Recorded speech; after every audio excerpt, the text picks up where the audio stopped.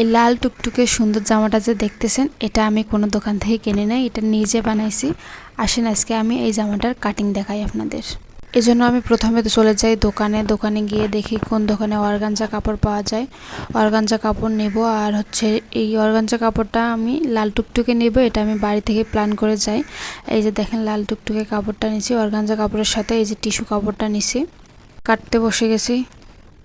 আমার উপরে অংশটা মাপ মতো কেটে নিয়েছি।